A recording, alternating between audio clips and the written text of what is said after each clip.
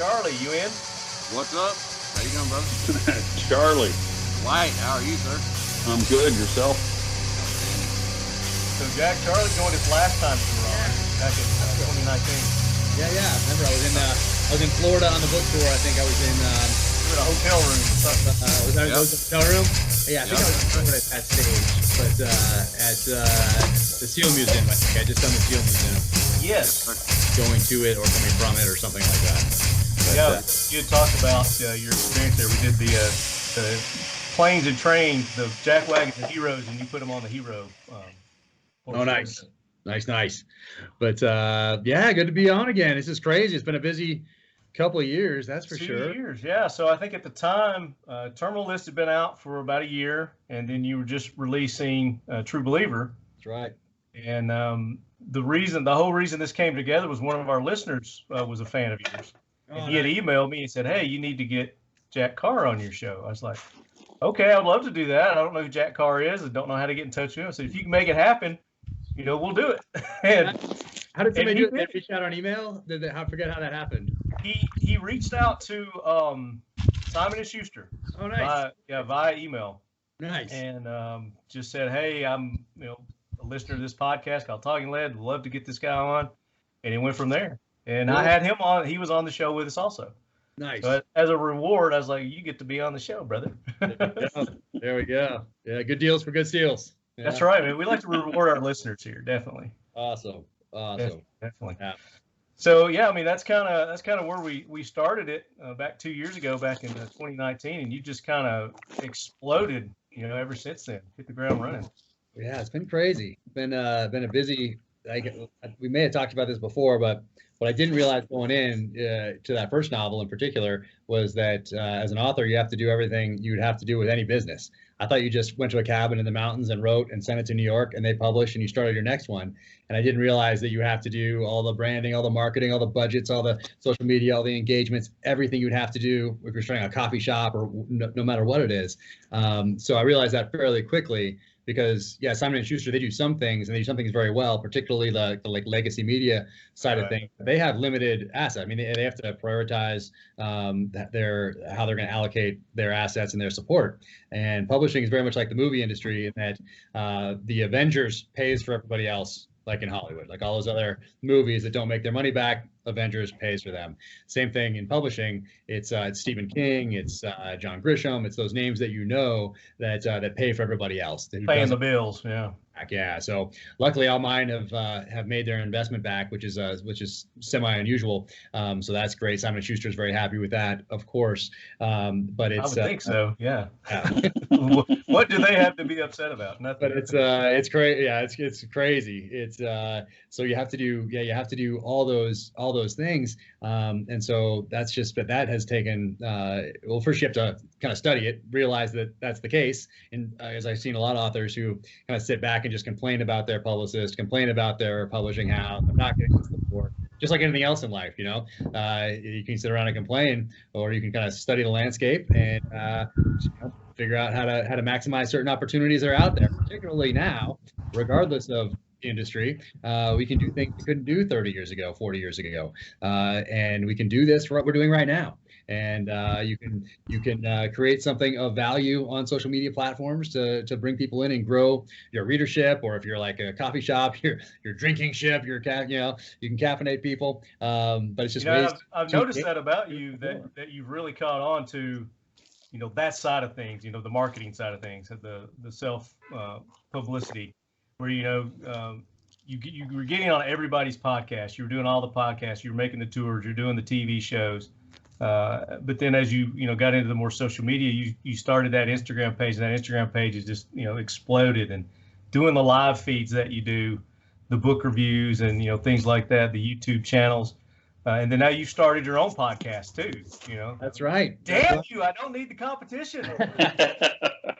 Well, I did that for a while because on Instagram or whatever, I get these questions, and some of them are baiting and some of them are troll, but some of them are people that are sincerely interested, and I don't necessarily want to answer because they won sentence answer, it doesn't lend itself to productive conversation and exploration a lot of these topics, with no voice intonation, no body language, no facial expressions, that sort of thing.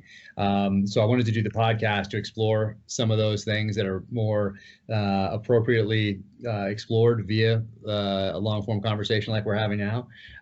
So I wanted to do that for a while. So that's really the reason I'm doing the podcast. It's called Danger Close: Beyond the Books with Jack Carr, and that drops every Wednesday. And also I've just stumbled into some amazing people over the years. So now I get to share some of those conversations. And once again, it's something an author couldn't do in 1965, 75, 85, 95. So we can today. So really, I just looked at all this kind of like just like I would on the battlefield, looking for gaps, looking for looking at ways to capitalize on momentum, that sort of thing, aggressively solve problems, adapt, just like the enemy's always doing to us. So I just apply all that to, hey, publishing, okay, but who in publishing is really doing any of that? Not many people. Okay, let me look to some other industries. Like, why is getting my iPhone such a different experience than getting my BlackBerry? So that's why I have these. So I took that from Apple and was like, okay, I'm going to send these books out. I'm going to make an experience for people. So in the other room, I have these SKB cases with books in there and some other stuff. So when it arrives, someone gets to share that with their audience. So so they get to open that and share. It just makes it easy for them to want to share and want to help you expand your readership. So things like that. How does Red Bull launch a new drink? Like nothing to do with publishing. It's an experience. They make it an experience. Yeah, exactly. But I can take these little lessons from different segments of industry and apply them, or take what's appropriate and apply them and make it my own in an authentic way, and then expand the readership through those mediums. So now, are you using book bunnies to sell your books too, like Red Bull? I'm not against it. But you got to be selective. Right. You got to choose the right ones. But yeah, you've definitely got the momentum going, and it continues to roll. And we want to talk about your new book, Devil's Hand. I don't know how deep we can get into it. Are we going to do a spoiler show here? Or are we going to do just a tease?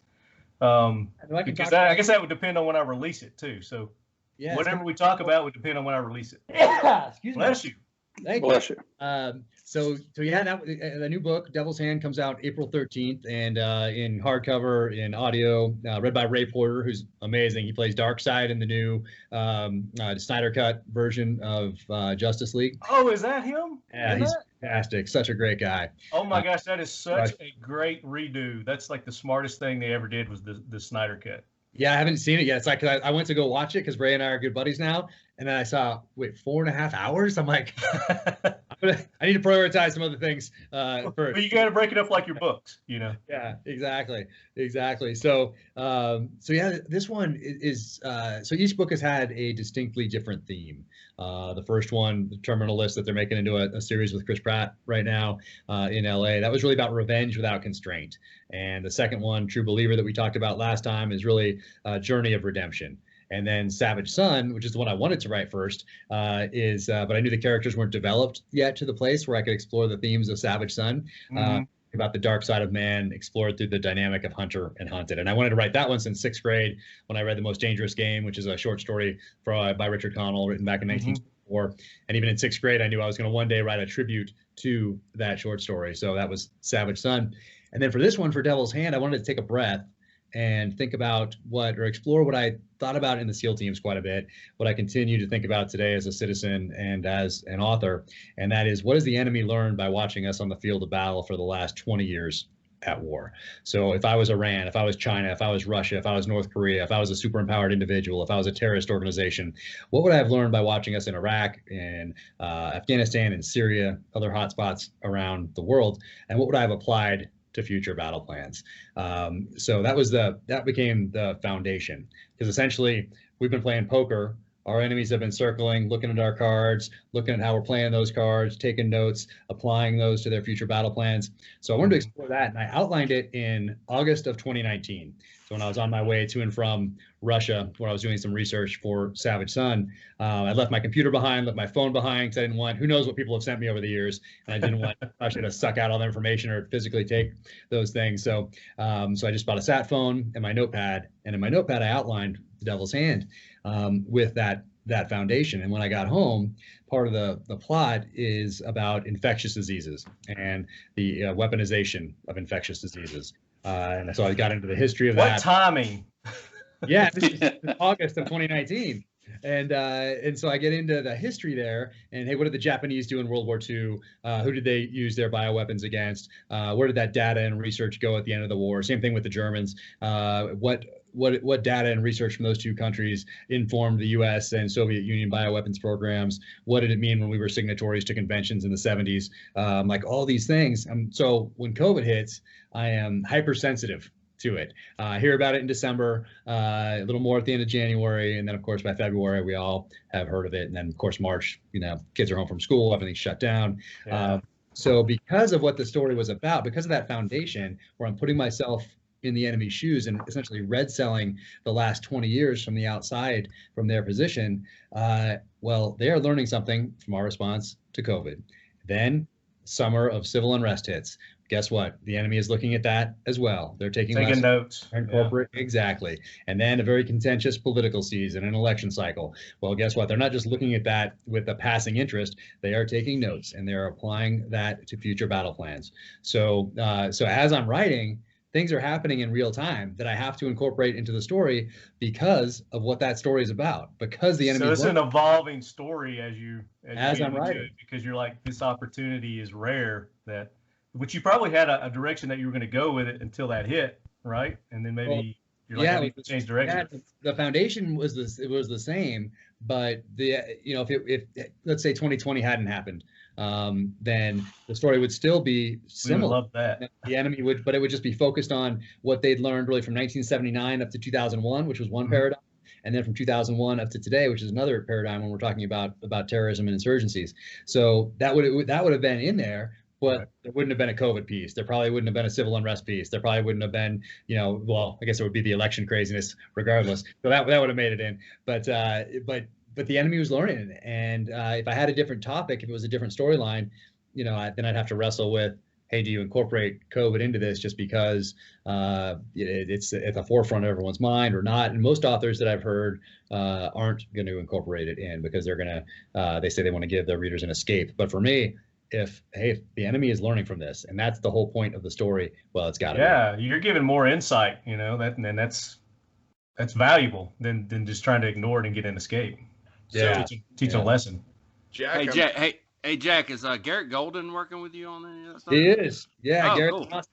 Yeah, Garrett is a stud. He's been a dear friend for years, former SEAL, and he's out there. He's Antoine's Fuqua's personal technical advisor. So we have a technical advisor doing through all the, setting up all the explosions and the gunfights and all that stuff, who's also a dear friend, Ray Mendoza from the SEAL teams. And so he's got Ray's a good buddy of mine too. Awesome. Yeah. He's so good at what he does. Small world. And then Garrett's, so we have Ray doing that side of it.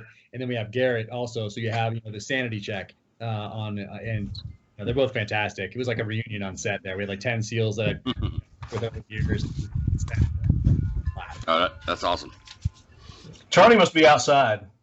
I am outside. Wow. I hear your wind chimes. Oh, yeah. That's awesome. Charlie's a free nature.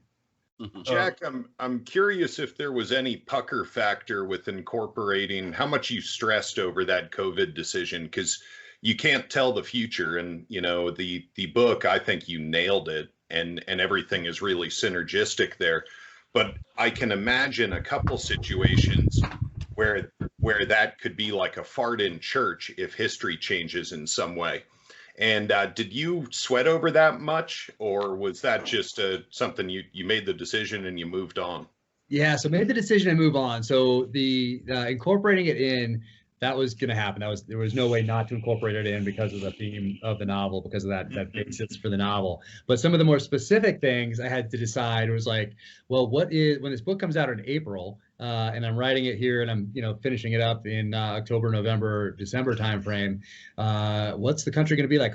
Will we be able to walk into stores without masks on, with masks on? Like what? Just some of those little smaller details that I kind of had to take a guess and an educated guess and predict. So I used that thinking that's going to come out in April. People will still be picking it up in May, June, July, August, September. So I wrote it in a way that people are looking back on COVID as like, hey, we're not all the way through it, but if we are all the way through it, then there's still these lingering thoughts in people's heads about it. So I had to think, okay, if we do pass through this and restrictions are lifted, but there are some residuals.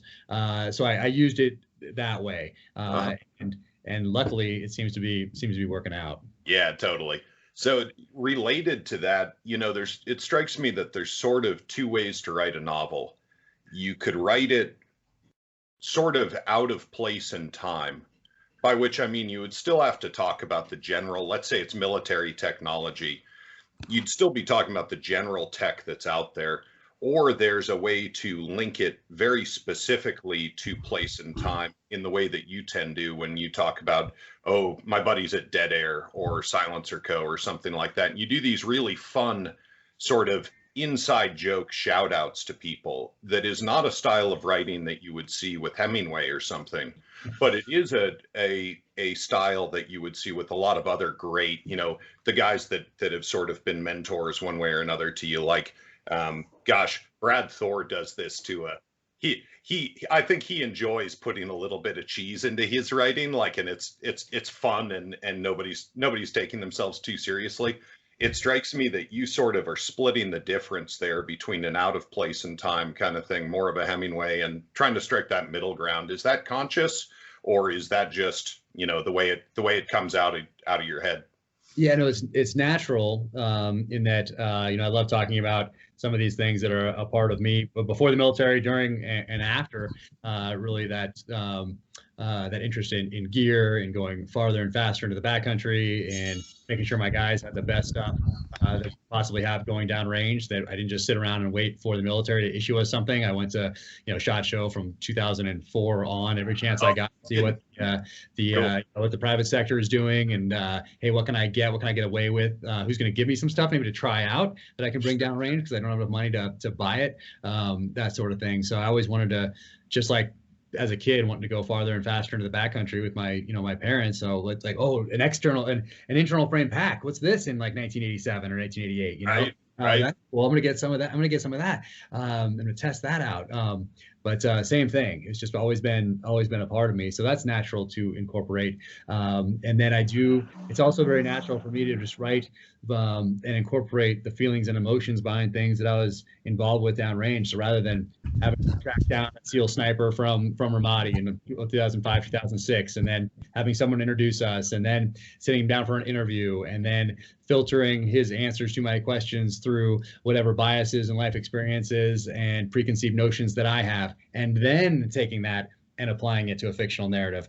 That's not diluted. So for me, it's my experience and how I felt in certain situations downrange directly applied to a fictional narrative. So I think that's why really these books resonated with Simon & Schuster when they read that first one out of the thousands that they see every year. And then why it's resonating with readers, because we talk about authenticity, and that's an overused term, but there's not a better one for it. Yep. That's really what has resonated with people. And then also in my engagement online, to go a little deeper, to go a little kind of behind the books, behind the chapters, behind the gear, behind some of the situations that inspired some of these chapters, then I get to share that journey, which I couldn't have done 30 years ago. So very, very to me anyway, as I go about this process. Yeah, very cool. Somebody else that one of my favorite writers who did that, he might have been one of the pioneers of it, is Frederick Forsyth. And I've definitely, like Dogs of War and Day of the Jackal, he goes into like extreme detail on how to like create fake IDs and that kind of thing. Is he a conscious influence of yours? I think I've seen his books put up on your, in your feed and lit reviews and stuff, but in the pantheon of sort of your literary gods, where does he sit? Yeah, no, he is up there. And obviously all these guys, all these giants of the thriller genre influenced me in one way, shape, or form. They all moved the genre forward in one way, shape, or form, some more than others. And I was able to experience their work as I grew up. I didn't just wake up one day as I was getting out of the SEAL teams and say, I'm gonna give this writing thing a try. Well, maybe read a few books in the genre. No, I grew up reading these books. I grew up reading, knowing that I wanted to be a SEAL, knowing that I wanted to serve my country in uniform, and also knowing that one day I'd write thrillers.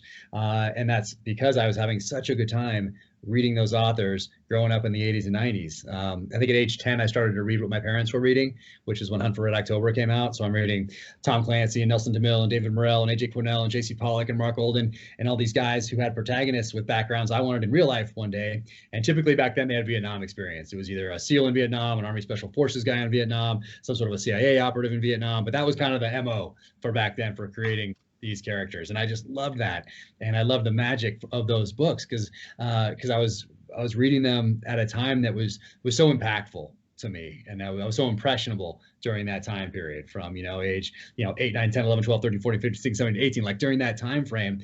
And my mom's a librarian, so I grew up with this love of reading anyway. I know I'm going to the military, so I'm also reading all the nonfiction. I'm reading books on warfare and terrorism and counterinsurgency and magazine articles about these things. And some of my first memories are of the Iranian hostage crisis and Americans blindfolded coming out of the embassy, Walter Cronkite counting down those days. I remember the Newsweek and the Time magazine coming in with TWA 847 with the Marine barracks bombing. Later on, late 80s, the Pan Am 103. So all these things were very impactful to me. Dwight probably had some hand in some of that stuff. He might have been there. He might have been for a few of those on the tarmac for the Achilles Laurel and that sort of thing. So yeah, I mean, I just knew that was going to be, the enemy of the future for me and for my generation. And so I didn't just see these things as like, oh, wow, look at what's happening in the world. It was like, okay, I'm studying these things. So I looked at it with a different lens, even at a very young age, because it was all prep.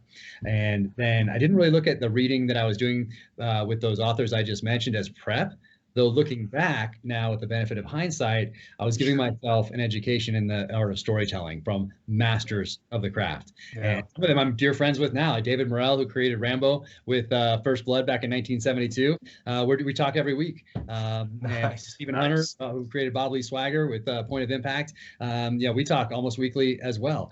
We started our book tours together in 2019. So it's such an honor for me now. Stephen Pressfield, talk to him all the time. These guys that I've looked up to my whole life as my heroes are now the peers and friends and mentors, which is, to me, it's humbling and it's such an honor. So yeah, I'm a lifelong reader. I'm a fan of the genre first and foremost, which has allowed me to make this transition from the military to doing this writing that I love to do, this next passion in life, because I had that foundation of reading, because I had that academic study of warfare, because I had that experience in Iraq and Afghanistan actually leading men in combat. So all of that came together at the right time and place as I started down this path into publishing. So I don't think I could have prepared any better, even though a lot of it was an inadvertent effort preparing just because I love reading. Yeah, no, that's hold on, I'm going to stop you right there. Charlie, you're sharing your screen. If you could figure out how to unshare your screen there. Is everybody else seeing his screen? Yep. I don't think. I see you guys. It's like double imposed on there. But anyway,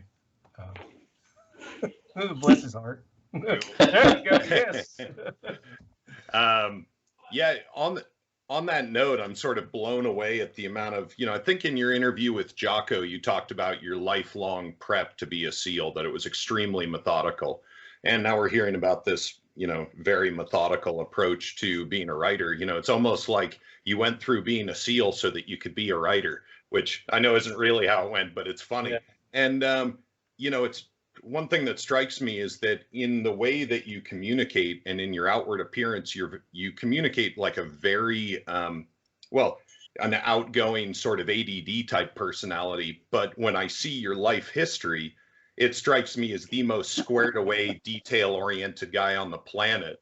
And at the risk of asking too personal a question, what is, I don't understand how your brain works. Can you enlighten us a little?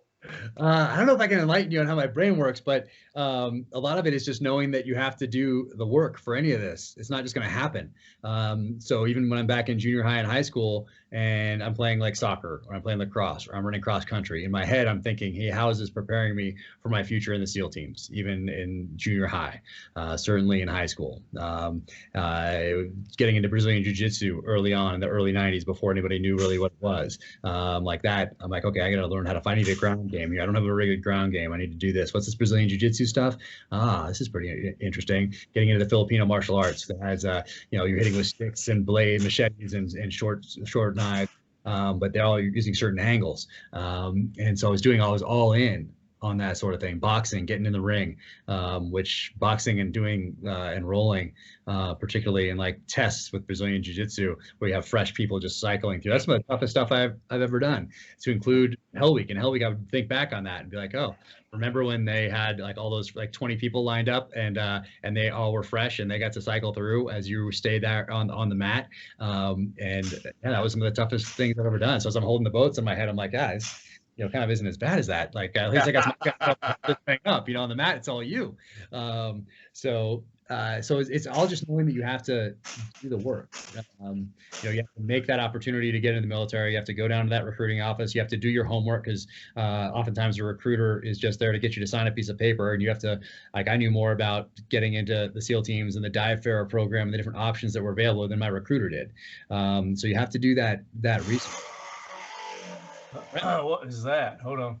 I think Charlie might somebody not muted who ought to be. Yeah, he's muted. That's not me. No, that's someone doing construction across the street of my house. I'll shut that front door.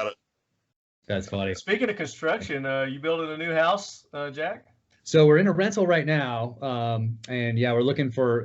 Unfortunately, when I guess August of 2020, mid-August, when everyone in New York and California found out their kids weren't going back to school, I think most of those states moved here to Park City, Utah. So, the scarcity of what's on the market right now is a bit of a challenge to try to find this our next place. So we're working on it. We have some leads, but I think you just moved in a place.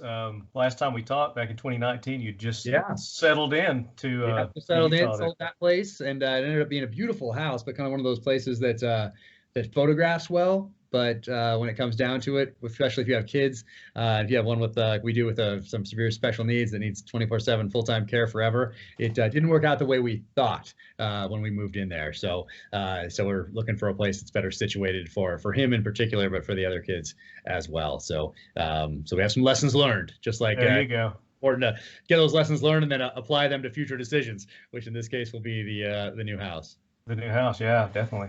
Well, the place you're at looks great. I mean, it kind of fits in with the whole motif of your character, James Reece.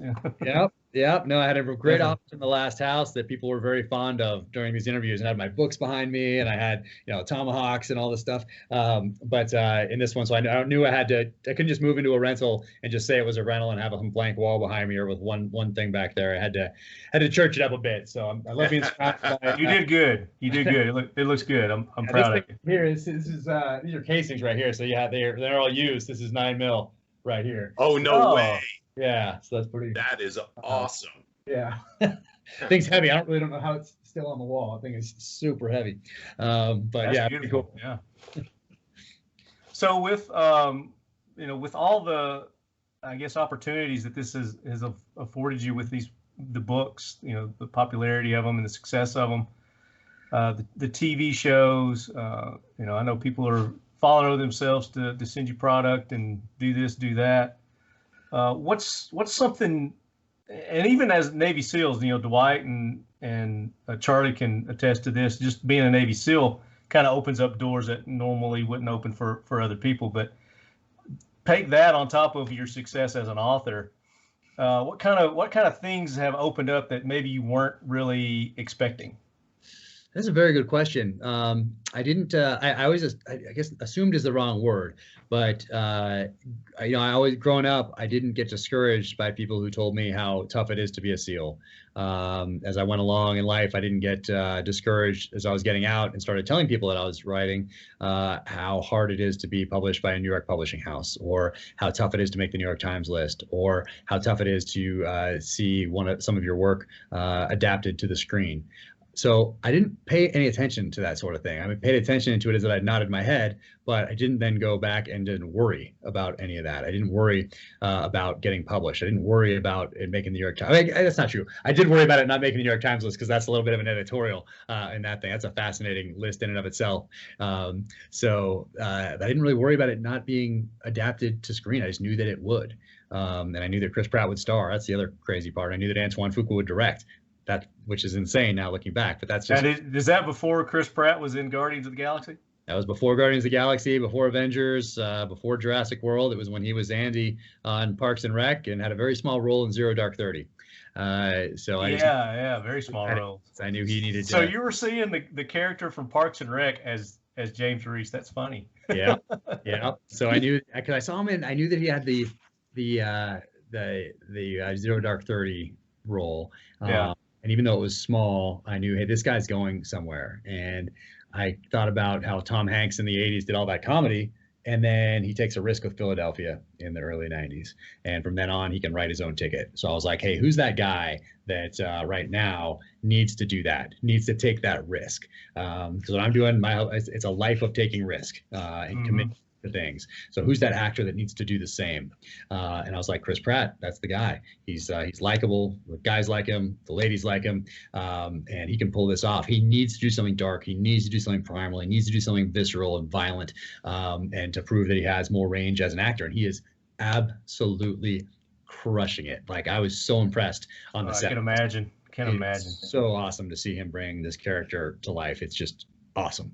Now, can you talk about where they're filming that? Are they doing it in California, or where are they doing it? In and around LA. There was 350 people on set. So I was there for 7 days, got there to quarantine for 2, and then got tested 4 times over that 5-day period for COVID. So they're really being strict, because if anybody gets COVID, they have shut down production. And it's a significant amount of money that gets lost every day with shutting down a production like that. So yeah, it's pretty, but it was really cool seeing that 350 people have jobs in LA, because Chris and Antoine took a risk on doing this. It's so there are other cities that are thriving in the filming industry right now. Atlanta being one of those.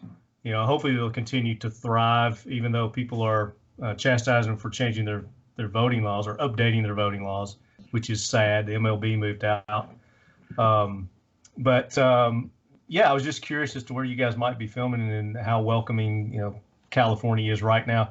My girlfriend's in the filming, TV and film industry. So okay. So she's been down in Atlanta doing several things down there. MacGyver, Stranger Things. Nice. Something else, I can't remember what it was. But. Yeah, I think like in and around Louisiana, or in and around New Orleans. I think Louisiana is doing a lot. I think, but I think this one in California is the biggest thing going on in California right now. Because there are so many restrictions, and like half the budget went to COVID restrictions. Luckily, it's crazy. Gigantic budget. We'll see. It's crazy. They're gonna film. They have months and months of filming, and then it goes into post-production, and hopefully they have somebody. Also, they have all these technical advisors on set, all these SEALs on set, but we need a few of those guys in the editing room. So now I'm much more forgiving when I see something get messed up when I'm watching Netflix or something. I'm much more forgiving. With 350 people on a set, it is so easy for something to get messed up.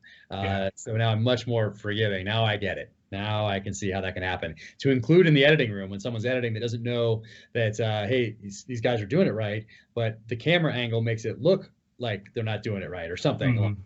And they just put it in because they think it looks cool. But for somebody with a trained eye, they're like, oh, look at that. But it's just the angle. So I can totally see how that happens. There's multiple opportunities. I'm very nitpicky when it comes to movies. But at the same time, I realize that, they're for escapism, for the most part. But when you're watching a movie like this, like TV series, TV movie, whatever you guys are categorizing it as, people are going to be very scrutinous. They're going to scrutinize the hell out of this. And are you ready for for all that that you you already get enough hate online anyway, or in negative reviews and that sort of thing. So I'm sure that people will take issue because a lot of people just are looking to be angered and outraged and not like something instead of looking at the part like, hey, I like this because I'm looking at the things I do like about this. They look for the things that they don't like. That part of human psychology is fascinating to me because, you only have a certain amount of time on this planet and you don't know if it's a day or a week or a month or 10 years. You have no idea, but you get to choose how you spend that time. And someone actively chooses to look at something subjective and take the negative from it and writes and spend time, like on Amazon reviews, 3 paragraphs about how horrible you are. You mentioned something about, gun culture, so you must be X, Y, and Z. And they took that time to be that hateful. And okay, I mean, you get to choose. And people read that crap too, and that's why people do it too. And that's what's disheartening about it. I love those because for every person that takes the time to do that and write how much they hate the gear, they hate the guns, or they all that sort of thing, that sells it to somebody else who loves that stuff. Exactly. That's my so thank you to everybody that leaves the negative ones because you're helping. I like that on your the videos that you do, and you read the comments and the feedback. You read the negative ones too, the only one I enjoy that on Amazon because I that's all I really have time to skim is Amazon. There are other places I guess you can leave reviews, but I don't even look at those. And like for my podcast, I have the Ironclad Media is producing it, so they're looking at those. I just don't have time to look at the comments. There's so much going on, it's crazy. So they can look at those comments. I've decided not even to look there just because I don't know when I would do it. There's just zero time for that sort of thing. I got to focus all my energies and efforts into making book 5 the best it can be, which I'm in the middle of right now. I heard a great wisdom a while back that this will sound like I'm out of left field for a moment, but that the opposite of love is not hate. The opposite of love is apathy. You don't care one way or the other. These people, and I get the same thing with my product, which is also a subjective thing. Like best is, the best gun out there is purely a subjective statement. So I don't take it personally when somebody doesn't want to buy what I have. So, it's funny to hear you talking about it in the same way. But when I come across these people that just spend a ton of time telling me about what's wrong, I thank them profoundly for how much they care about our work. And that just makes them even more furious. So I do get some Schadenfreude out of it, but you're saying kind of the same thing there, that it is interesting how much people care about letting you know that they're unhappy. Yeah. Love the term too, taking pleasure from someone else's misery. Yeah. It's a good one. It is a good one. German and Arabic, I think, are the only 2 languages that have a word for it. Oh, really? I think so. Yeah. Someone could fact check me on that, but I know that those 2 have a distinct word for that. I'll take your word for it. I want to get to listener questions, but I want to make sure that if Charlie or Dwight have any questions, they could chime in here. Well, actually, I'm just very impressed that you were saying from 6th grade you knew you wanted to write, you wanted to do this, and hell, I'm still trying to figure out what I want to do when I grow up, and I'm very much aware of also the negative connotations because I'm like you, Brian. When people give the negative about the product, you're just okay. Well, thanks a lot. I'm glad you really thought that much about. Giving me that much information about how much you dislike it. And, exactly. It's so crazy. I mean, they could be out thanking someone for another product, or like if someone reads the first sentence in it. And actually, my website has the first few chapters of each book. They can test drive it. Like it's not going to change. Like if you don't like that first sentence or that, don't spend any more time. Right, stop. Stop and do something that you enjoy. Like it's not all of a sudden gonna turn into something that's not there in the first few pages. Same thing with listening. Like don't listen through all the way to the end if you hate the first chapter, first paragraph. There are plenty of other things out there that, and even other authors in this genre that just say you picked up a gun or picked up a knife or picked up a shotgun or whatever else with no background at all on any of that stuff. So that's out there. and it's not hard to find. So yeah, choices. It's all about options.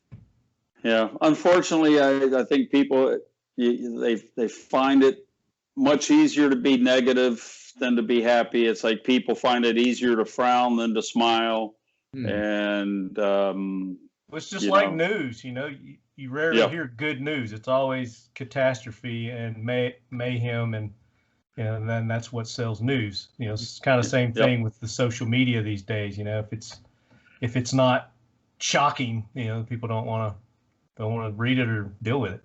Yeah, crazy. Yeah. But your books are very shocking. It's just a very good, detailed. I don't want to say murder, but murder and mayhem. Yeah. Very therapeutic to write these things. That's for sure. I can imagine. So let's talk a little bit about, because we didn't talk about Savage Son. And I was talking to Brian the other day, and for me personally, again, it's subjective. Savage Son is my favorite of your works so far. Thank you. I really enjoyed it. I guess it kind of goes back into that, because I've always had a fascination with, humans hunting humans, and that kind of thing too. I was watching some show the other day that was delving into it, and they didn't quite do it justice. But your book does a really good job in kind of that mindset and what it takes for somebody to want to do something like that. Talk about again, we know the reason why you did it, and you went to Siberia. Talk about some of your experiences in Siberia while you were there that played into the storytelling. Yeah, so I knew I had to go to Kamchatka because so much action takes place there. For the first novel, for the terminal list, I'd been to Iraq, I'd been to Afghanistan, I'd been to most of the places that I write about in the continental United States in that novel. True Believer, I hadn't been to Mozambique. So even before I sent the first novel to Simon & Schuster, I was on a plane to Mozambique, put boots on the ground there, wanted to weave that local flavor into the novel. So I did that.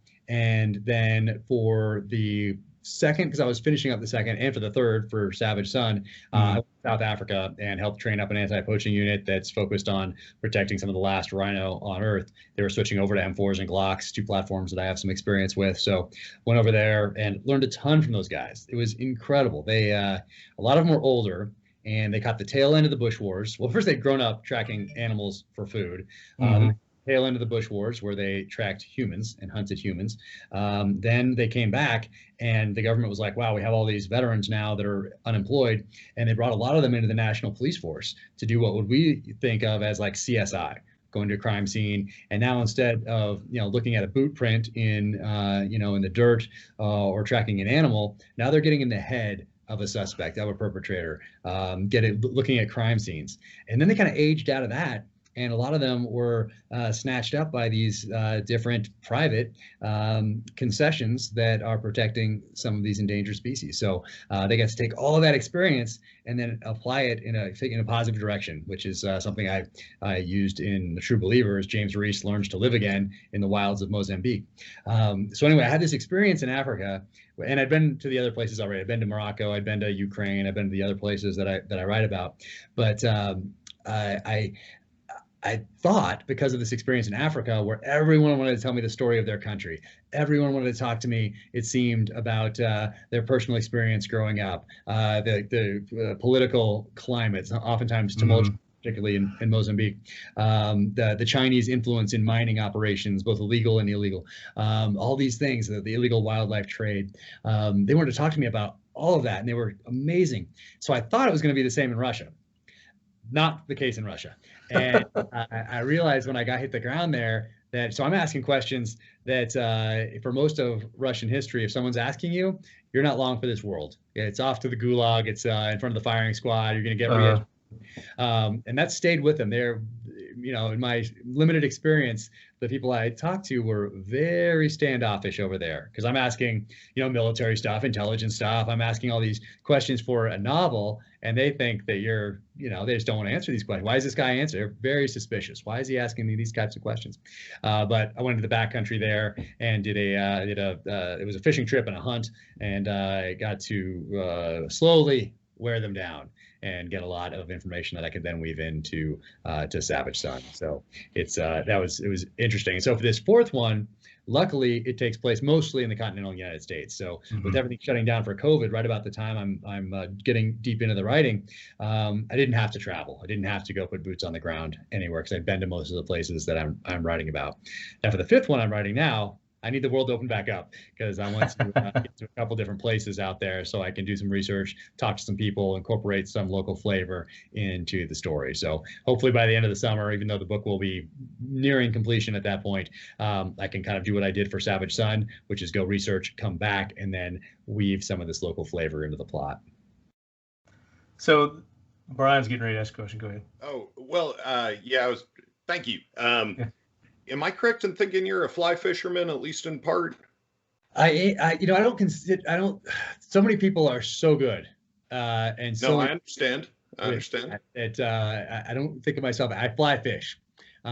So I fly fish. Properly. I'm not at that stage where I call myself a fly fisherman, even though I've been doing it for 30 years or so. I'm mostly self-taught. And when I went to Russia with this group that travels around the world fishing, man, these guys know what they're doing. And then I live here in Park City, and we have some serious fly fishermen here in Park City. Like I have the gear, I know where to go. I kind of know what to do, but I definitely don't look like some of these guys who are just so in tune with it. But yes, I do fly fish. That's a long way of saying. Yes. Yeah, so I had a similar walk and had a pretty serious tarpon addiction at one point when I made more money. And I think you write, if I remember, yeah, you kill one of the bad guys in book one in the mangroves. So it seemed like you'd spent some time in the Keys. And my question was, of all the places you've gotten to go around the world, what has been your favorite species of fish to pursue? Because the way I think about at least flats fishing in the Keys, it's more like big game hunting with a bow than it is like anything else. You know, it's very much like spot casting to fish, also with trout, but they're smaller. But it's very similar to the, what's that? Yeah, spot and stock out there. On the flat. Yeah. So yeah, so I actually haven't even done that yet. So yeah, I haven't done bone fishing, haven't done any of that stuff. But I had a friend that moved to Isla Morada. So I spent some time down there with him. Another buddy bought a house in the Keys, farther south. So I've been down there. I've been fishing down there, but haven't done that particular type yet, just because it's been so busy. So what I really like to do is trout. I like that brown trout. I like to put my pack on and put the rod in that pack and head up into the mountains or head to a creek somewhere. I love going out to Colorado to do that. There's some land out there that I like to go fish, and some waters out there I like to spend time on. So try to get out there at least once a year to do that. But yeah, I think it's that just because of what's around me, not necessarily for the actual action, but for what's around me and just being in the mountains and being in this just beautiful area. So I think that's probably it. Well, and a 24-inch brown will stop your heart just as quick as a 5-foot tarpon. So, you know, it's all good stuff. Yeah. A half-pound brim stops mine. I'm happy to catch one of those. I'm a deep sea fisherman. I like going out and getting those big suckers on the line, putting up a little fight. Heck nice. Yeah. There you go. So let's go to some of our listener questions here. And this is brought to us by Factory 47 on Instagram. Here we're going to go. And 1776 United. I don't know if you saw my shirt. These are our classic Talking Lead logo T-shirts. Nice. I like it. Yeah. So we're going to be giving one of our listeners one of these shirts. We've got a Factory 47 logo shirt, which it'll have this logo on it. I don't know if you see that or not. Yeah, nice. Actually, we're going to give away one of these mugs. That's what we're giving away. Awesome. Talking Lead AK Corner, 15th of every month. Make sure you listen. We just talk AKs during that one. So if you ever want to be on and talk AKs. Yeah, well, I had to do some serious AK research for this one because so I'm getting to the end of near the end of the novel, and I'm incorporating an AK or Kalashnikov, and I was like, well, it has to tell a story. Like I can't just say AK. It has to tell a story, particularly because of who's using it and how they're using it. And so I started doing my research. And luckily, I know people much more knowledgeable than I am on those platforms. So I get to reach out to, Larry Vickers with the Vicker Guides. I talked to Clint Smith, who was actually shot by 7.62 by 39 in Vietnam. Jim Fuller, someone put me in touch with him. So I got to check all this AK stuff with people that really know what they're doing. And that made all the difference. So I have a specific AK from a specific part of the world that makes sense for the storyline. It's very unique. And I did a blog post on it in January when I was doing that research. So it's on my website if people want to scroll down a little bit and see how that went. But I went through a whole function check, and I'm like, man, I haven't really spent that much time on this platform. Like, I've shot it, I've done a little, course with it, but I don't have as much time on this as I do with an M4AR type platform. So I wrote it and was just like, man, I got to make sure that if an AK person reads this, that it rings true, that they're like, all right, hey, this guy did the research. He didn't just, like kind of take what he does with his M4 and apply it to this platform that has some different, that you operate in a little bit different of fashion. So it's really cool doing that. Then I went down to Park City Gun Club because they have a fully automatic Kalashnikov down there that you can rent on the range. And so I went through the function checks as like Jim Fuller and these guys talked me through it, and I got how it feels, how it sounds, why you do it in a certain way. So that's all incorporated into the novel as well. And that's the one coming up after Devil's Hand? That's in Devil's Hand at the end. Yeah. Oh, yeah. Okay. Yeah, we haven't talked about the Devil's Hand yet. I guess we should talk about that maybe a little bit before we do the questions, or should we do the questions? However you want. We talked a little bit about that base to it all. So. Yeah, let's go to the questions. Let's get some questions here. So this is from Mustang Perry. He said, I just wanted to say thank you to Jack Carr for your service and for writing such an amazing series of books. Looking forward to seeing the show when it is released, as we all are. If you can talk about it, I would like to know possible release date for the show, and if you know if they stayed too far from your great work. I guess did they stick to the source material? Yeah, so I'm not sure exactly when it's coming out. Probably they haven't given me a date, and it can probably fluctuate anyway. Sure. Based on a variety of factors, but sometime in 2022, I think. So yeah, it is different when you adapt something from the written word to a different medium, visual in this case. It's going to change, and I went in knowing that it was going to change. Like if you read the book First Blood, then see the movie First Blood, two distinctly different stories, but both awesome. Yeah. So that's what I. How much control did you have, and did you have in the changes that were made? Yeah, zero. Because when Chris optioned this, I was not. When you don't have a series, you haven't created this universe yet. You haven't sold one book. You have zero following. You're not coming from politics. You're not coming from sports. You really don't have an option. And so I signed all creative control over. If you're like a Daniel Silva or somebody with 20 some odd books, or a Lee Child or somebody with like 24, like if you have Clancy. Yeah, exactly. If you have this, you have a little more leeway to get that creative control. Me, I did not. But Chris wanted it gritty. He wanted it dark. He wanted it violent. He wanted to stay true to the novel like that. And then I helped with the first script. I've been an advisor on all the scripts.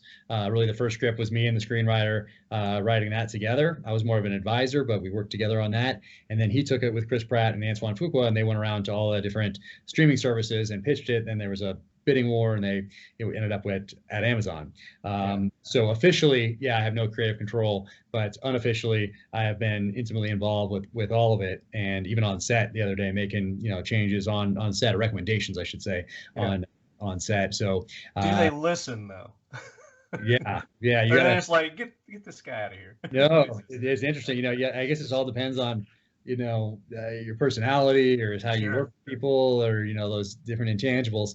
But we have a really cool scene is now back in it that was out for a while, so I'm super excited about that. I can't really talk about what that is. Was that due to your persuasion? Yeah. You're like, come on guys, I really need this in there. So you just gotta do it in a thoughtful way. Sure. And not gotta know your audience, right? Yeah, and you gotta let things percolate, like develop on the field of battle. Kind of gotta let things develop. So you don't like rush into an ambush that has been set up for you because they're anticipating your next move. You gotta let things develop and make stay fluid decisions. Yeah, based on on your experience, on your training, on all sorts of different factors out there. So same thing, but I'm super happy. And of course, you never know until it actually airs. And I'm sure some people will are just looking for a reason not to like it, like we talked about. But I could not be more excited about it. I could not be more happy with how they've adapted it, how it's changed from really a political thriller into more of a psychological thriller, which is a really cool way to tell the story, I think, especially when you're dealing with traumatic brain injury and post-traumatic stress and these drugs that are part of this conspiracy that I wrote about. So it's a great way to do it, and it could not be in better hands with Antoine and Chris. Now, do you have access to Instagram right now? Yeah, I do. Would you go to our Instagram page, and I want you to pick a question that you'd like to. Yeah. All right. Let me go. You'd like to answer there. And while you're doing that, I'll read this one. This is from Kel-Tec Weapons. You know Chad at Kel-Tec? I don't know. No. So he says, who has the best 1,000-yard stare? Jack Carr, Rick Stewart, or Terry Huen? Terry's pretty good. Yeah. He said that's an inside joke. So. And who wrote that one? That's my buddy Chad at Kel-Tec Weapons. Okay. They're friends with Dana Lash. Working with Rick and those guys. They're doing some work together. So that's very cool. So yeah, Terry for sure, man. He's good people. And Rick's amazing as well. He's got the voice. So Rick's got the voice. So Terry's got the look and he's got the stare.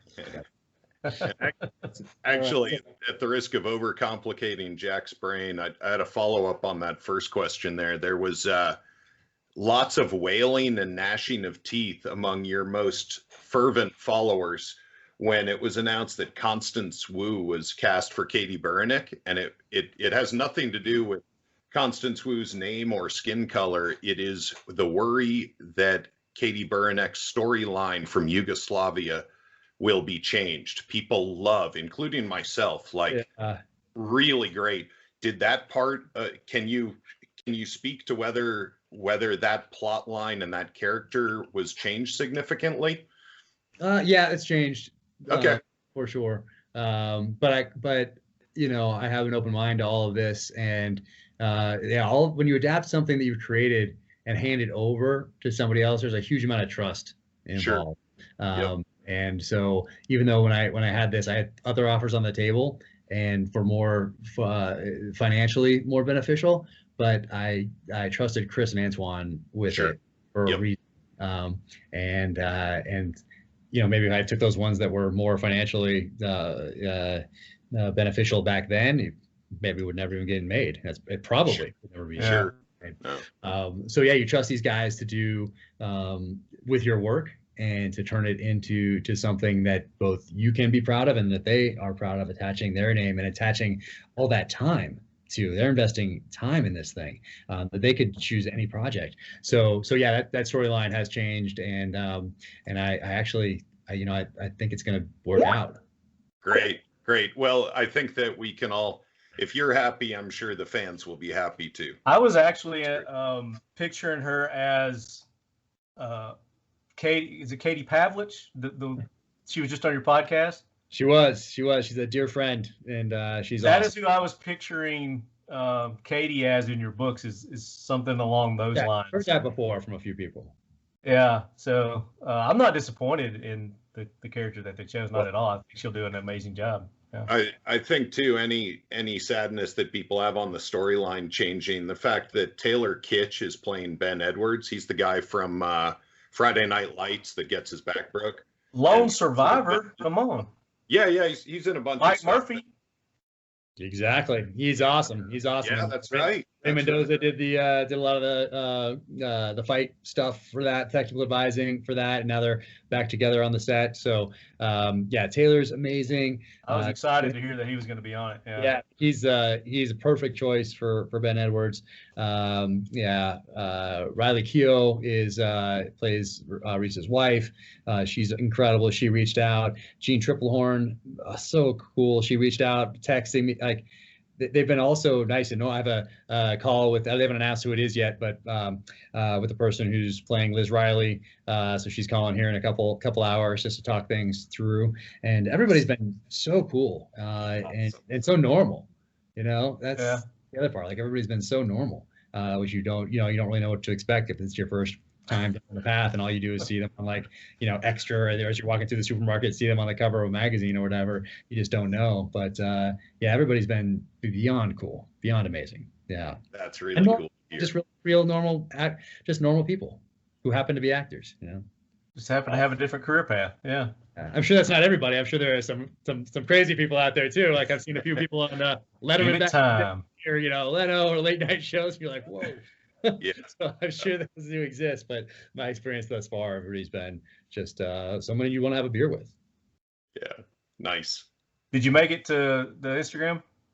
I am right there. Yep. Oh, yeah. So the one of you holding up the book? Just see if, The one of you holding up the book, that one? Sure. Yeah. Let's do that one. Oh, I don't see any questions under there. Oh, no. It's the one before that one. Okay. Got it. All right. Oh man.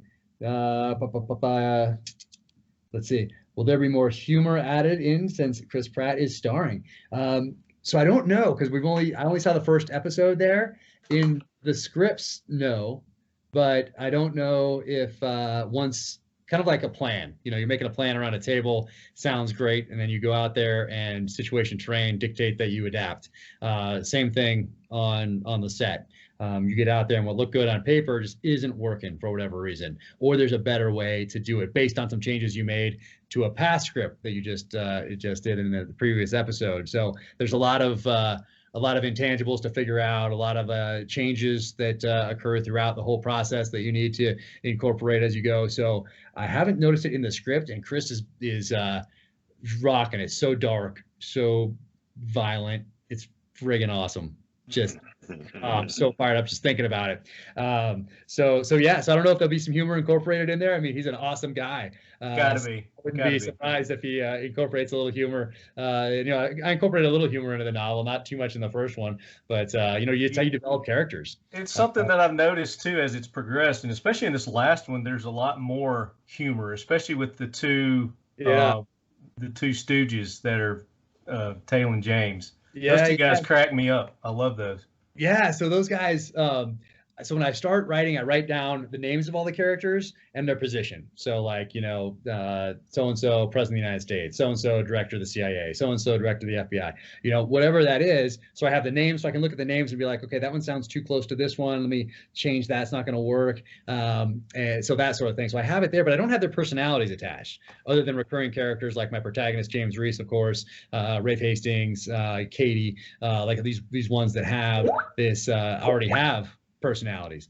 But when I start writing, then as I've started, particularly in the dialogue, when I have characters getting to know each other or having a conversation, it's like we are now, we're getting to know each other. Well, same thing on the page. I get to know these characters based off this conversation they're having, and I haven't written any of that in the outline. Like there's not, the outline is a guide, some beginning, middle, end, some things I want to incorporate, that sort of thing. But I don't have, hey, so-and-so is going to have a conversation. It's going to be humorous. Okay, next. Like that's not like it at all. That just naturally comes out. So with those guys, I had so much fun with those guys because of that, because I have them, and then all of a sudden they just started. You can tell you were having fun with them. Yeah. Those guys in particular are super fun. And in the original outline, I don't want to give any spoils away. Let's talk about it next time, because I had something else happening to those guys, but then I liked them so much that I couldn't do what I had planned to do in the outline, and I would have lost. It wouldn't have made sense anyway by the time I fully developed the story through the writing process. That part didn't make sense anymore, so I had to do something that made more sense to the story and was more natural anyway, so it worked out. And that question was from Austin Whalen that you read, so thank you, Austin, for that. He's a longtime Leadhead, big time supporter of you, Jack Carr. Here's this one. Yeah, should we look for Jack Carr cameo in the TV series? And that is a yes. But you never know what's going to get edited out on the cutting room floor. But yeah. Is it going to be a better cameo than what Marcus Luttrell had in Lone Survivor? So it's I don't really want to give too much away because it's morphed over time. And I thought originally it was going to be just make let the author walk by in the background. And it's morphed into something a lot more than that. So I'll keep that a little more close hold though. So let it be. I think I'm gonna let that one be a surprise, because if it ends up being the way that we just discussed it when I was out there in LA last week, then it should be pretty cool. We don't want to hex it. We don't want to hex it. Definitely. That's That was right. from Even if I have to talk about it, they'll cancel that anyway. That was from Matt Stanek. He's also at Caltech. Let's see, Iron Lord, what is your favorite location to visit while doing research for the books? Well, I'd love going to Kamchatka, Russia, because I'd never been there before. That was quite the experience. But also love spending time in Mozambique, South Africa. Those are the big ones that I've been for research thus far. So I thought every book was going to get one big trip, but with COVID, that didn't happen. And luckily, this was all United States based for the most part, for the Devil's Hand. But yeah, I'm looking forward to, there's a few other places that need to open back up so I can go do some research, and I'm really looking forward to those, but yeah, I'll keep those close hold too. So this is a question from me, and me and a buddy were revisiting some old movies, Chuck Norris movies, those Missing in Action movies. Oh yeah. And in our minds, as we're talking about them, we're like, these were the greatest movies ever made. So we're like, let's go watch them. So we went back and started watching them. Oh no. And we're like, this isn't how I remember this movie, but still, fear. That's keeps me up late at night. Not really, but it is actually a fear of mine to go back and do that to some movies or books that were so impactful back then growing up, and have them have lost that magic. Exactly. You're like, oh, I just ruined it. I should have never gone back and watched it. But the subject material POWs, I think is something that we don't see much anymore or hear about much anymore. And I was just wondering if maybe that might be a topic you would cover in future books with James Reece. Yeah, there's definitely some things I want to explore there, particularly with Tom Reece, James Reece's dad. I kind of left some little Easter eggs here and there. Yeah. And James Reece's grandfather with Scouts and Raiders and that sort of thing. So I left them. I described them in such a way that I have a lot of options. So I didn't make it too narrow where I couldn't go back and morph a few things over time as I more fully develop future storylines. But I think that's something that I'll explore at some point. I'd say it's a probability that I do that.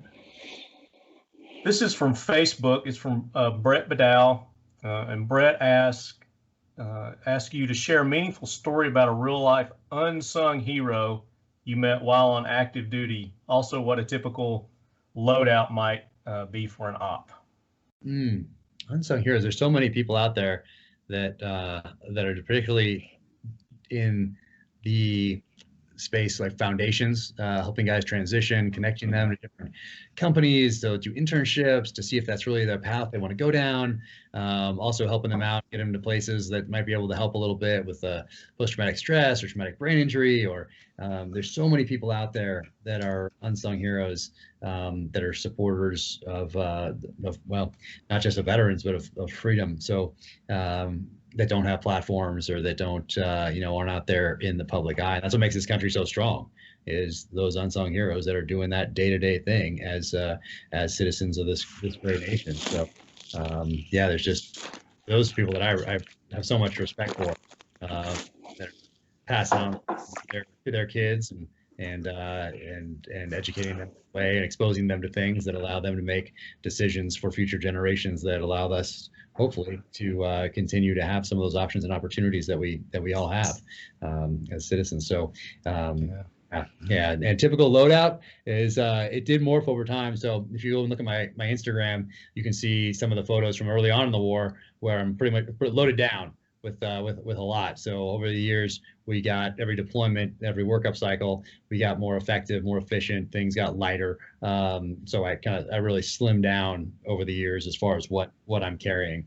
So that's as you can see that. So there's no really typical loadout, because it depends on the deployment, the time, depends on the mission in many cases, whether it's just a sniper mission that you're going out somewhere with just a couple of guys, or you're going to hit a compound somewhere. So and you're just an hour back, or you're going out to spend like 3 days in a hide site, and they're an urban hide site or something.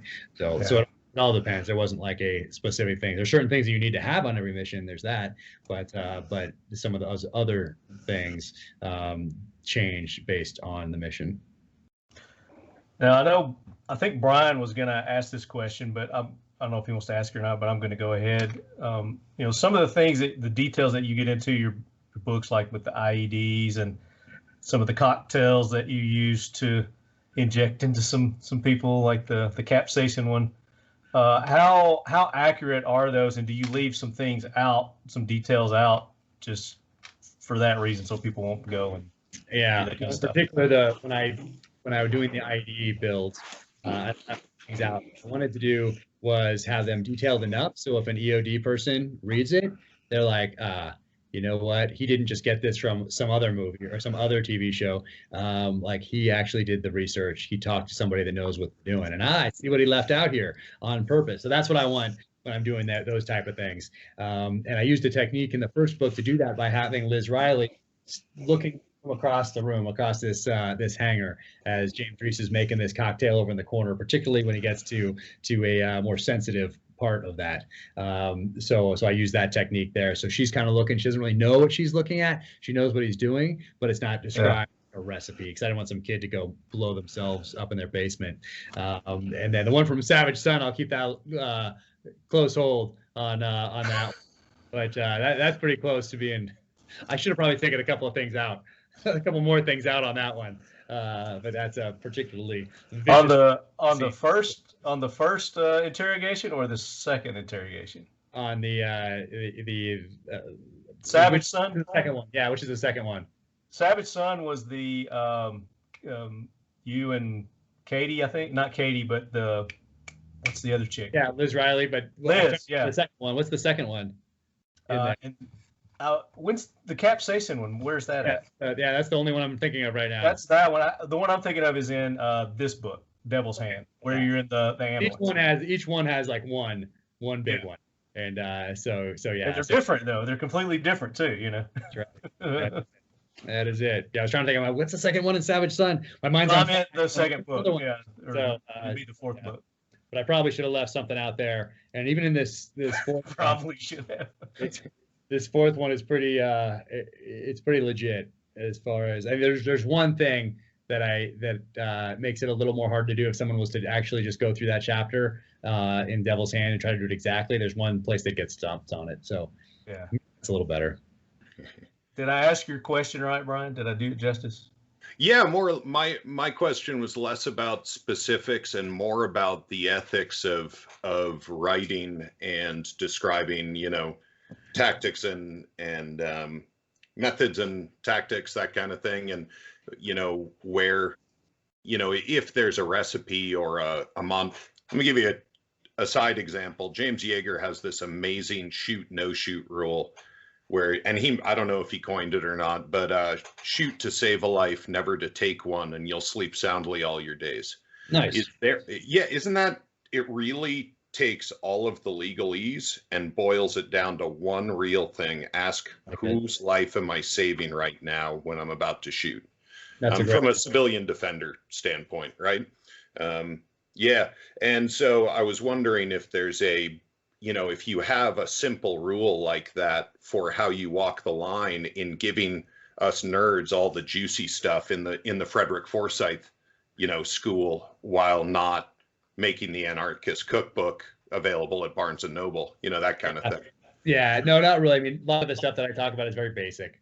And if it's not basic, then it's probably really not gonna work. It might sound good in the book. So, going on an online or L, like that's, there you go. Taking the high ground. Okay, boom. Flanking. Like, there you go. That's everything right there. That's what you need right there. But so anything that's more intricate than that is me just imagining and working things out. So there's no secret stuff in there, because really, warfare, like a brawl, whatever, it's it's very basic in a lot of respects, and a lot of it has stayed the same from the beginning of time up to today. Yeah, we have some technical things that we didn't have back then that gives us some technical advantages, but also there's some counters to those. So, so no, most of it's all from my imagination, except for that base level. Cool. So let's do one more Facebook here.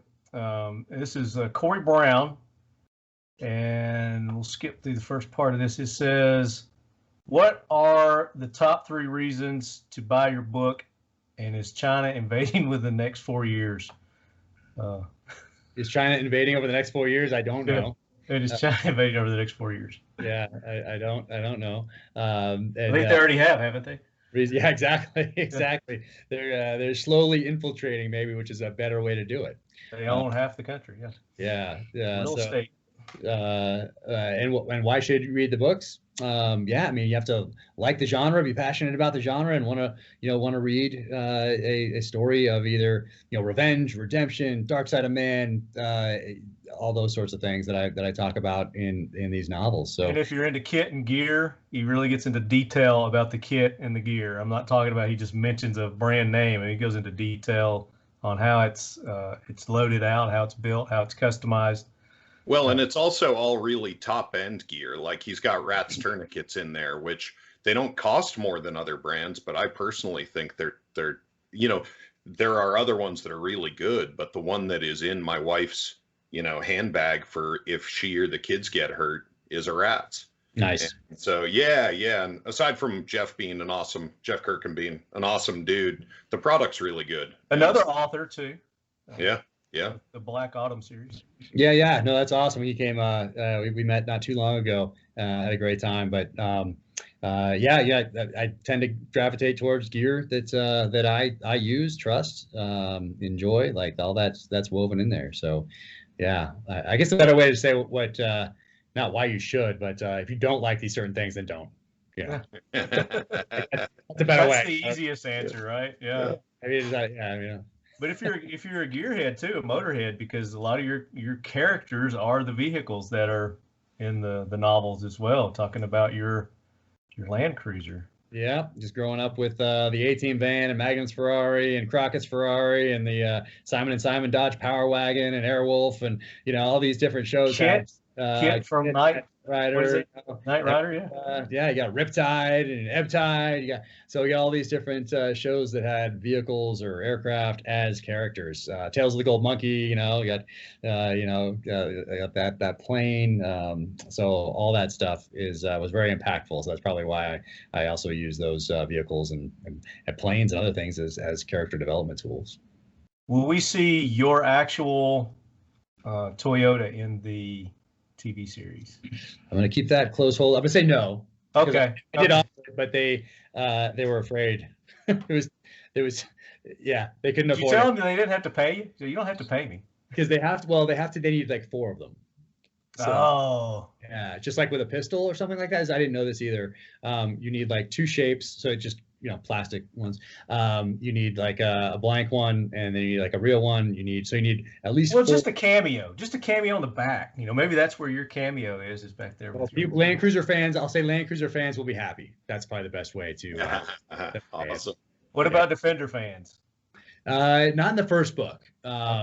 But not in this series, yeah. Yeah, we'll see if if they do another season of it and have the second and the third novels, then for sure. They have to, because I want to see Rafe.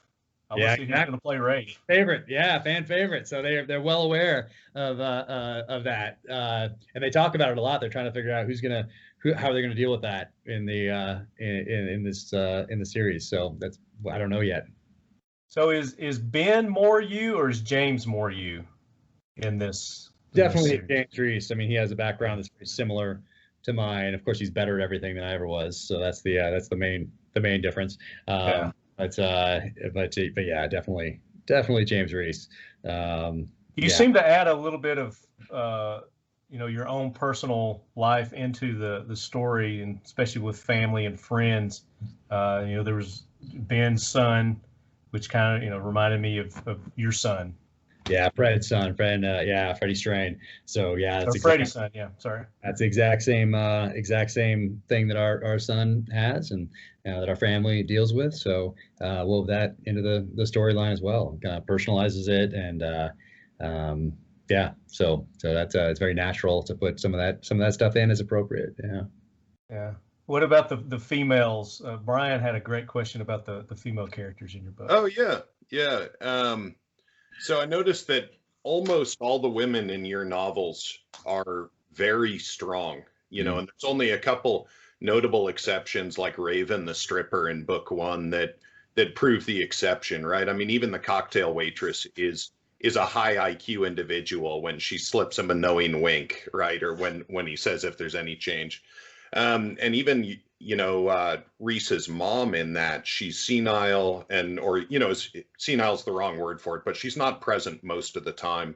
And then right when he needs her, she comes through, and not in a cheesy way, with a really great Bible passage about what kind of warriors you want. And and that's in stark contradiction to most of media today, where there are very few strong people. It's all about how everybody's a victim and what their weaknesses are. And it's not like you're going overboard like a Hemingway hero, but I'm wondering if the structure of having strong women in there is on purpose, or if that's just the soup that you grew up in. Clearly your wife must be a very strong woman because you're still married, and SEAL life is notoriously difficult. And so I wonder your thoughts on that. Yeah, so it wasn't intentional. It was all very, very natural, in that I grew up with very strong female role models with my mom, my grandmother, and my great-grandmother, and especially living through the Depression for my grandmother and great-grandmother, and that was a very impactful time in their lives. So it was just natural for me to incorporate strong female characters. And looking back now, I'm glad that I did, because publishing, in my experience, is there are a lot of females in the building at Simon & Schuster.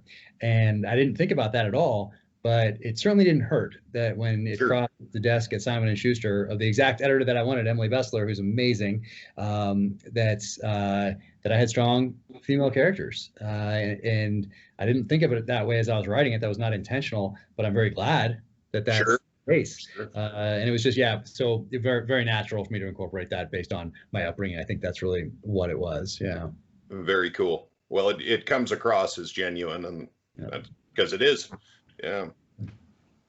So I know you got other things that you got to get to here. So we'll wrap up the questions. Facebook, Instagram. If you would go on Instagram, because we're going to pick a winner for the Talking Lead AK Corner mug. We call them Leadies, Jack, because they're better than a Yeti. The Talking Leadies. Love it. Keeps your drinks minutes colder than a Yeti. Hey, there you go. 30 seconds, plus or minus 30 seconds. Exactly. It's not exact science. But if you would go on Instagram there and pick one of those people who posted a question there, and they're going to win a nice from Factory 47, one of the sponsors of this episode, faktory.com. Nice. You want me to do that? Yeah. We'll give you the honors, brother. We're doing it now? Doing it now. All right, let me do it here. So I'm going here. I'm just Great thing about this is they have to listen to the show to be able to know that they won. I don't contact the winners. Perfect. Let's see. Let's see. Let's just do it that first question. Let's do the first one that I chose when we were going through here about humor and Chris Pratt. So Austin Whalen, let's go there. There you go. Leadhead Austin. Yeah. You're the winner. Contact me, talkinglead@gmail.com. Let me know that you won this, and we'll get it out to you. We'll get James over there to send that to you. Awesome. And you don't have Facebook up, so let me go to Facebook here, and we'll pick a winner from Facebook. You have Facebook up, Dwight? No, I don't. Oh, okay. I thought you were waving me down there. Oh, no. Let's just go with the one that I read there. Corey Brown. Corey Brown. About is China going to invade within the next 4 years, or the 3 reasons to buy your book? So, Corey Brown. Known, but be prepared. That is a reason for you to also go and buy his books. Is you just won some Talking Lead swag. There you go. So nice. Corey Brown, talkinglead@gmail.com. Shoot me your contact information, shirt size, etc., and we're going to hook you up with some Talking Lead swag from 1776 United, the official providers of the Talking Lead logo, classic logo, and our Leadhead Brigade logo, which I don't think I have anything. Oh, here's something with the Leadhead Brigade logo on it. See that? So these are from Mission First Tactical, and they can like ink inject that into the material so it doesn't rub off. Nice. So you can get your logo on there, Jack. We can hook you up. Yeah, maybe that looks good. I like that. Get your big your axes on there, man. That's right. That's right. Awesome. That would be sweet. So yeah, that does it for this episode of the Talking Lead podcast with Jack Carr. Jack, we really appreciate you taking the time to be on, especially during your book push here. I know that you got shit tons of stuff lined up and you've only got a certain amount of time to do it. So thank you for taking the time to be on. No, thank you so much. I always enjoy talking to you guys, and yeah, much appreciated. I had a quick question for you, Jack. Yeah. Is that a bottle of Horse Soldiers whiskey over your right shoulder? So it's close. It is Hoot and Young, which are two Delta guys. Okay. So I got this into, of course, I called Larry Vickers and I was like, hey, who are these guys, just to make sure. And he's like, yeah, they're solid. And so I put this in the book, and it's in the series with Chris Pratt. So got this in there. Sweet. So, yeah, I like to try to help out like better known businesses and stuff like that as much as I can. So that's that. They were nice enough to send a case that I'm almost done with. So The Devil's Hand is going to be out August the 13th? April 13th. April 13th. Yep. It's that other A month. That's the one. April 13th, The Devil's Hand, and I guess they can pretty much get it anywhere. Anywhere books are sold. And yeah, audio, ebook, same time. And yeah, sincerely appreciate all the support. And the podcast, give it a plug. Podcast, Danger Close, Beyond the Books with Jack Carr. Episodes dropping every Wednesday, and that's on my YouTube channel, on Apple, and on Spotify. And I am at Jack Carr USA on the socials. And a little more background on some of the books that influenced me over my life, and some of the guns and gear used in the novels. They can go to officialjackcarr.com and explore around there. And Lefty will be on there soon. Soon to come. And is there anything else? Of course, the TV series, we don't know when that's going to be released yet, but the Terminal List, it's going to be on Amazon Prime. You guys can Google it and keep up to date. IMDb, I don't think they have anything really posted on it yet, but probably watch your Instagrams and your social medias, because I'm sure you're going to update everybody there. As soon as Amazon lets me, I've lots to post. That's for sure. There you go. Definitely. So there you go, guys. Go let Jack know that you heard him here on the Talking Lead podcast, how much you appreciate everything that he's doing, not only for our entertainment, but also for our 2A community. Thank you guys for all you do for freedom. That is, I mean that sincerely. So without you out there doing what you're doing, and teaching your kids and all the rest of it, that we're not going to have a free country for much longer. So thank you for standing strong and for fighting each and every day. Yes, sir. Now, do you remember my sign off? No. I know you don't. So, I'll say, and as always, leadheads, keep your loved ones close. And then my guest will say, and your firearms closer. Ooh, I like that. Yep, and your firearms closer. I like that. Okay. And you can put a twist with your books or something like that too, if you want to throw that in there too. But I'm okay with that. Your firearms and Jack Carr novels closer. There you go. And as always, leadheads, keep your loved ones close. And your firearms closer. And your Jack Carr novels. Perfect.